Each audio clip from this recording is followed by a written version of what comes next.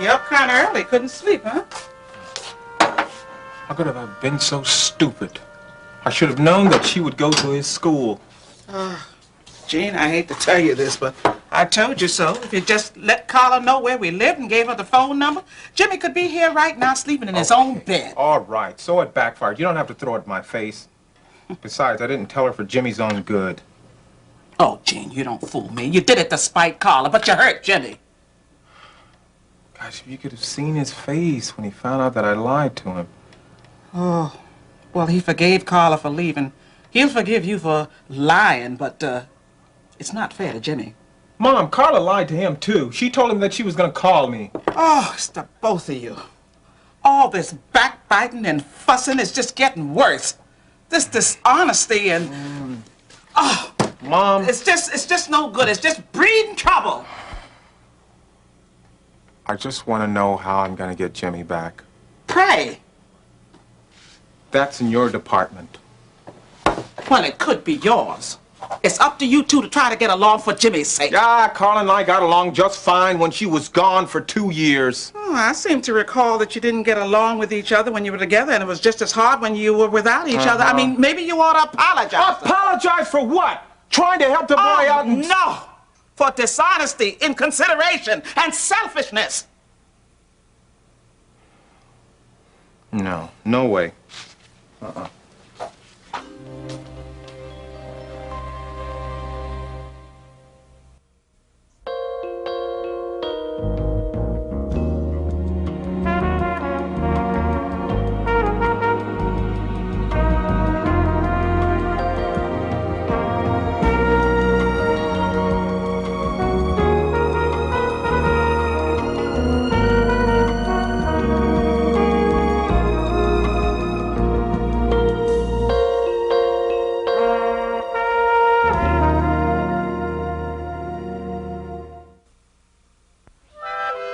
Just sign here, please. Sure. Would you? Yeah? Thank you very and much. may I? Thank you. I've been waiting for this. Oh, my.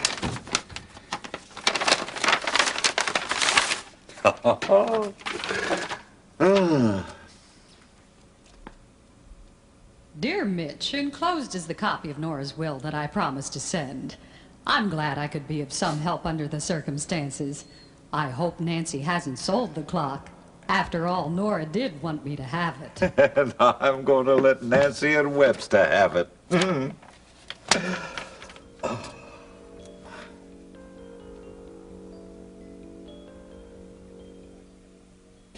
It's just that I can't find Nora's will. I have looked everywhere in that office, upside down and sideways. You've lost Grandma's will? What about Dad's? Your father didn't have one. So what do we do now? Well, I know Nora had a copy in her safety deposit box. I put it there myself. It's in both our names. I thought you might want to take a glance at this. Nora Lindsay's last will and testament. Where'd you get this? Oh, it's her daughter's copy, Nancy's.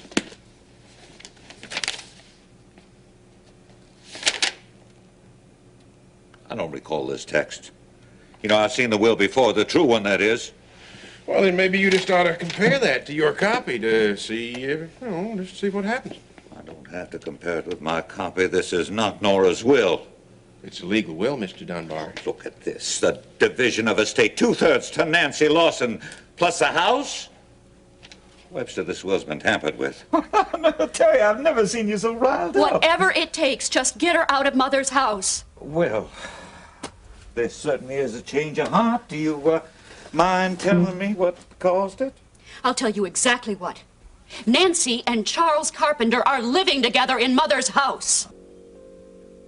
Terry, I hate to tell you this, but I saw Miriam Mason this afternoon, and she is denying the fact that she ever came to you and told you about Nancy's phony will. Our only witness is reversing her testimony. Well, I'm glad you're all taking this so cheerful. Mitch, Karen's got a copy of Mother's original will. You got what?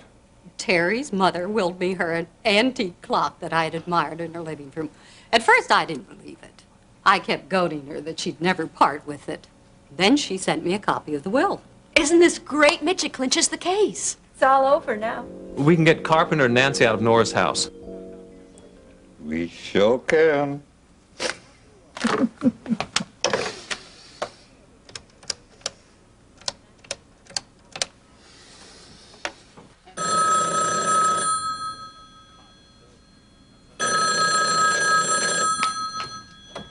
Hello? Hello, Terry. Mitch. Guess what I'll hold in my hot little hand? Karen's copy of Mother's will. Came just a few minutes ago. Oh, Mitch. It's almost over, Terry. Oh, I hope so. What do we have to do to get Nancy and Charles Carpenter out of Mother's house? Judge Slaymaker's is my very next call. Jenny, hurry up. Daddy's got the car warmed up. Bye, Jill. Shh, she's still asleep. Jenny, you can't wear those shoes. Hurry up and go put on your good ones. But, Mommy, I can't find them. Oh, I left them drying by the vent in the kitchen. Come on, I'll help you with them. Okay.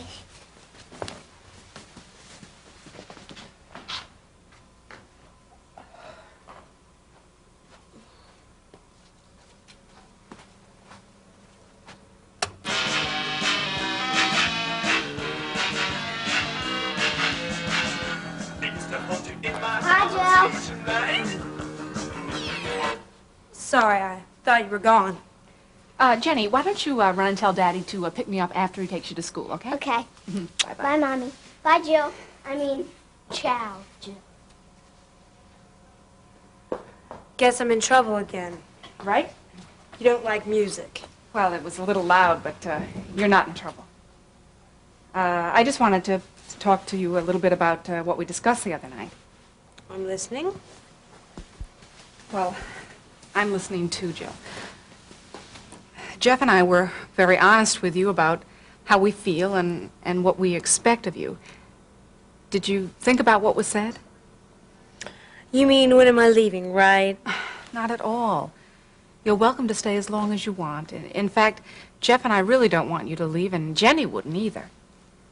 It's just that this is our home, and we expect you to accept certain responsibilities and abide by our guidelines. I understand. Then, where did you go last night after you picked up the clothes at the Davidsons? I didn't think I'd ask your permission to go for a ride with Peter. It's not a matter of asking permission. It's letting us know where you are because we care. Peter's a very nice young man. I hope the two of you will be friends. I just helped him fix his car. Then he took me for a ride, that's all. Well, that's fine. Just let us know next time, okay? Good. Well, Jeff will be back any minute. I'll surprise him and be waiting outside. Just call us if you need anything. Bye.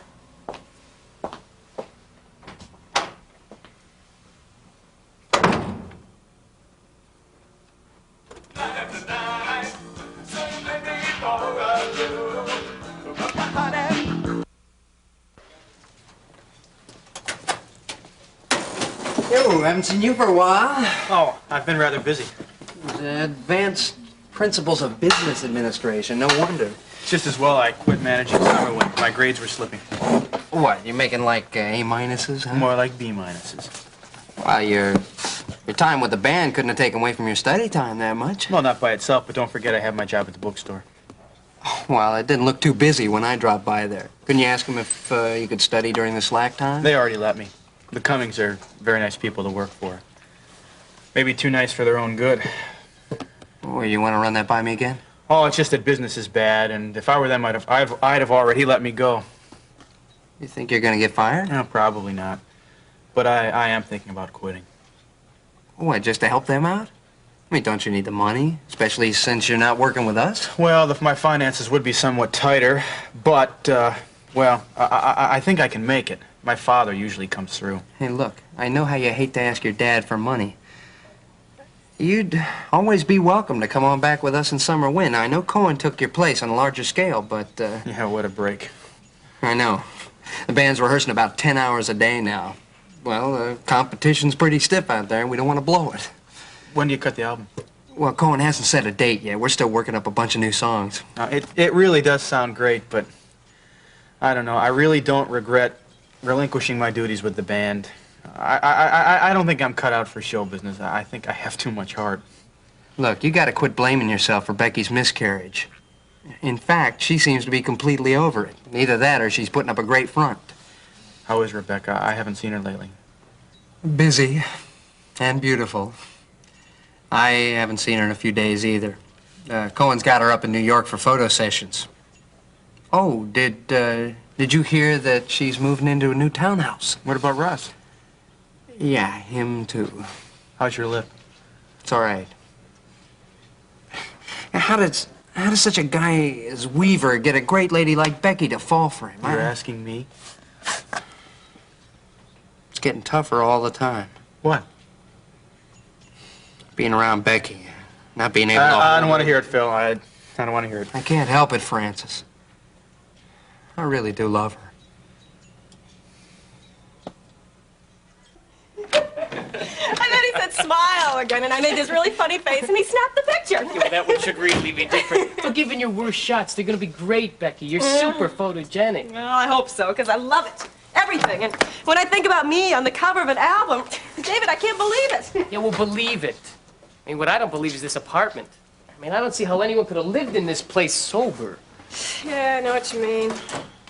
And it's worse when you go away and you come back again. You won't be coming back, not after today. I'm not gonna have you spend another night in this dump. Look, you know, your husband could have moved some of the stuff to the new townhouse before you even got back. Look, Ross has been busy with school. I don't mind staying here another night. We'll move tomorrow. No, tonight. No more excuses. I want to see some action for a change. Look, I told you, I don't waste time with boyfriends or husbands. Now, either you take care of him. You just take care. Okay, look, don't worry about Russ. He's adjusting. I'm gonna go pack, okay? Hey, you home? Yeah. How long you been back, huh? Couple minutes. Good, how you doing? Didn't know you were coming back, too. Yeah, I need to see Phil. And to make sure you guys get moved. We're gonna move tonight, okay? Yeah, well, babe, I'm just a little too tired, huh? And you just got home. Move tomorrow. But, Russ... No, we've already decided. It's tonight. Yeah? Who says?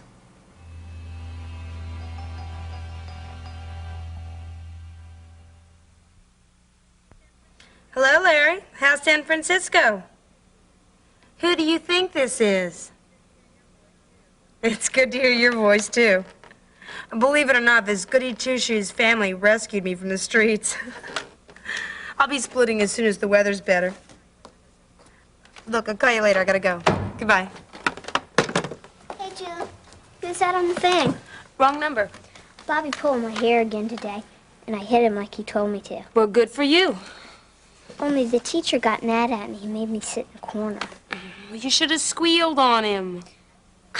I already got in enough trouble. She would have been even madder if I squealed at him. No, silly. Squealed on him. You know. Tell the teacher what he did.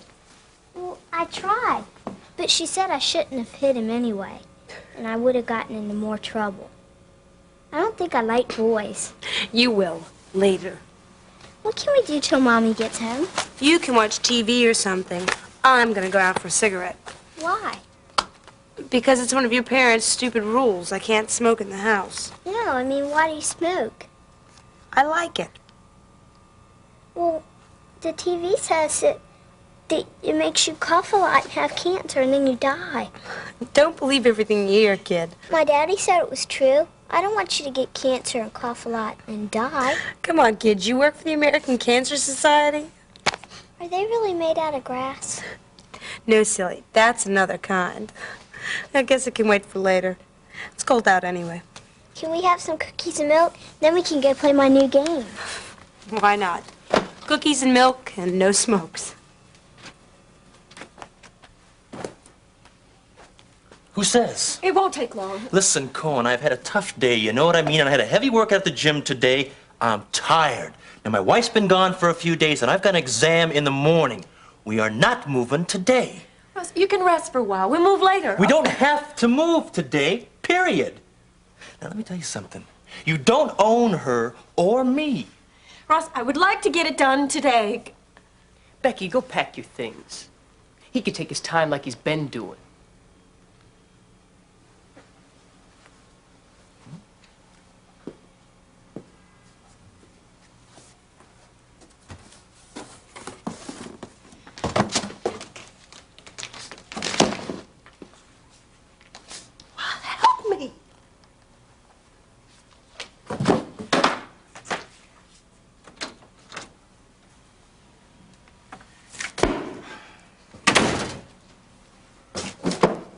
What's going on here? It's okay, Vince. No, it's not okay. And I'm not jumping just because some punk record producer snaps his finger either. I guess the time has come, Becky. Your career or your marriage.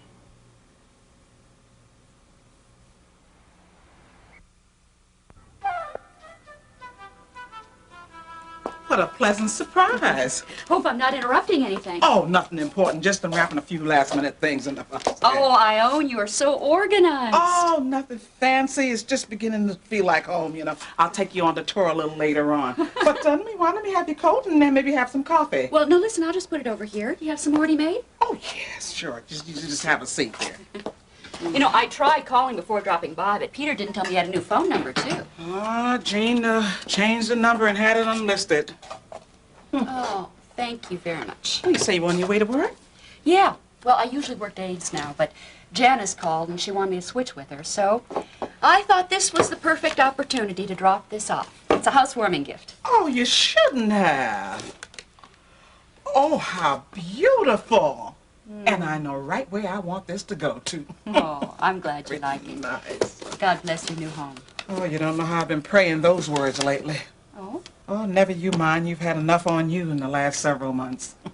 Ione, I want to thank you again for being there when we needed you. Well, what are friends for? And I'm still praying for you and the children. Oh, thank you. You know, a lot has happened since I last talked to you and Jean. A copy of Mother's will turned up. Oh, I'm so happy for you. You know, I couldn't believe it when Jean told me what your own sister was up to. I know, but it's almost settled now. Oh, what happened? Well, Scott's sister Karen dropped by last week while she was on a business trip. Mother had promised to leave her that old clock that she had in the living room, the beautiful one. And Karen had a copy of Mother's will. Well, it just goes to show you that the Lord protects his own children when they're in trouble. Mm-hmm. Ione, I don't mean to intrude, but I know something's bothering you. I mean, here you have the house of your dreams, but you seem, troubled. Oh, I'm happy with the house, you know, but a house is not a home unless the people are in it, and this one just seems to be breaking apart. But I thought Jean and Jimmy liked this house. Oh, it's not the house, Terry. Carla's back in town. Oh. Scott always said that he thought she'd come back someday. And after she discovered what she had was better than what she was chasing. Well, are she and Jean going to get back together? Hardly. They're fighting worse than ever now, and little Jimmy's caught right in the middle. It's like they both have an arm apiece, and they're just pulling just in different directions. Oh, poor Jimmy. And he's got to choose between the two. Oh, Terry, I'm so worried. Jean is just so full of spite and hurt, he just can't see clearly. I'm so afraid he's going to drive that boy back away from him, right straight into his mother's arms. But Jimmy loves Jean. But he loves Carla. And she just wants regular visitation rights. You know, when we moved, Jean wouldn't give Carla the address or the telephone number, and you know, she just got so fighting mad, she just went over to that school, picked Jimmy up, and that's where he is now. Well, for how long? Oh, I don't know. It's such a mess. Oh, Terry, pray for us. Pray for us. I will. I will. The signatures are similar.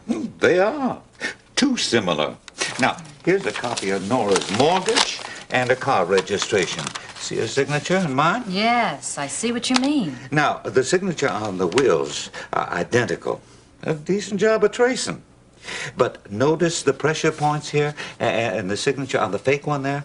Compare the flow of Nora's real signature. Mm-hmm.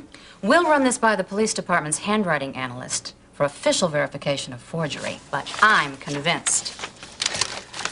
Your client was very fortunate that her sister-in-law had a copy of Nora's will.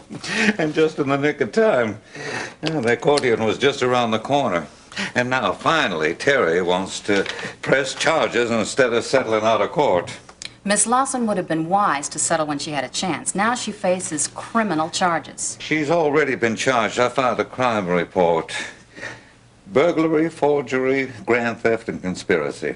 You filed a crime report based on circumstantial evidence before you had a genuine copy of the will? Mitch, you know better than that. I had good reason at the time. Well, I think you better fill me in. Or should we wait for Mr. Webster? Mr. Webster is well aware of what I'm about to tell you. In fact, I am sure that he and Nancy had something to do with the turn of events here.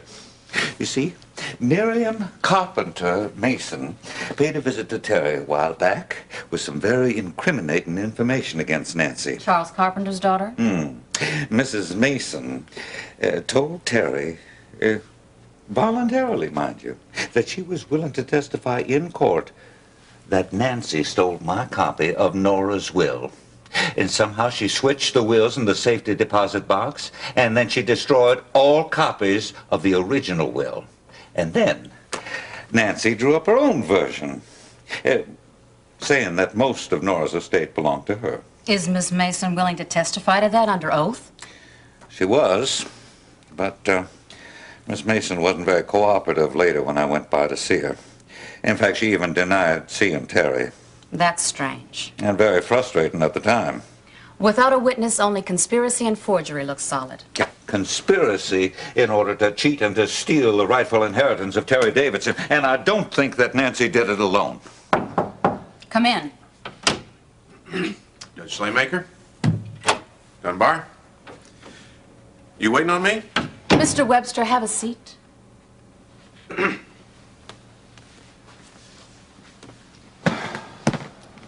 Mr. Dunbar has brought me a very incriminating piece of evidence against your client, Nancy Lawson, and yourself. I have here in front of me a valid copy of Nora Lindsay's will.